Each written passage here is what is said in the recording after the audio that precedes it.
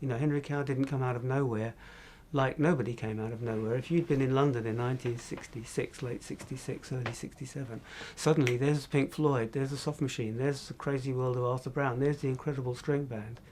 They don't come out of nowhere, you know. They were working away at that, but nobody was taking any notice. Suddenly the climate changes, and that's acceptable. They have a place to play, and you see them.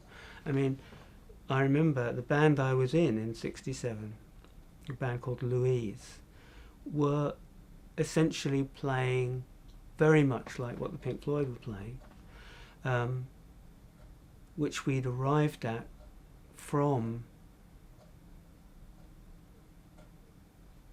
rhythm and blues, the Yardbirds, the Who.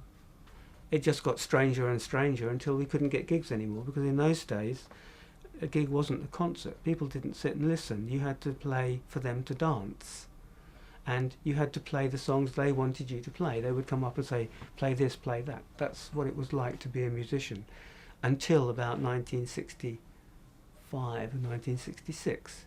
Even the Beatles, you know, they played it for people to dance until they were well into their career, when suddenly this idea of sitting in a seat and watching a band became possible when they were playing in places like cinemas, and even then they would jump up and dance.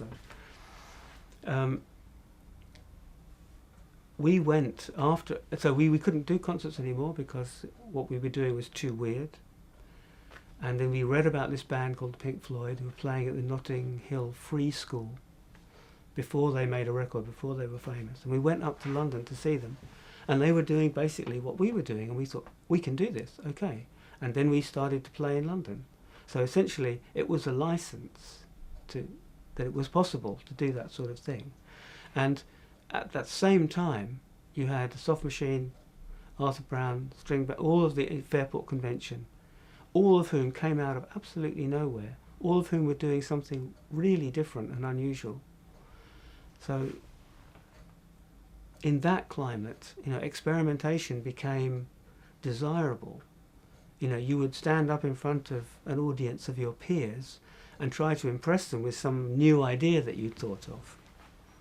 So this was a really healthy climate. So by the time I got to Henry Cow, I'd already, you know, all of the really important stuff in this respect happened between the mid-60s and the late 60s.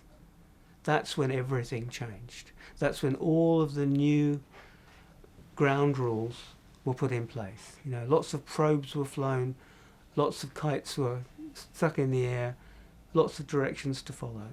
And you could say that from the end of the 60s onward, people were taking one or other of these ideas and evolving them and developing them.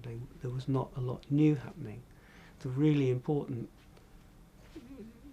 upturning of the musical language had happened in the late 60s.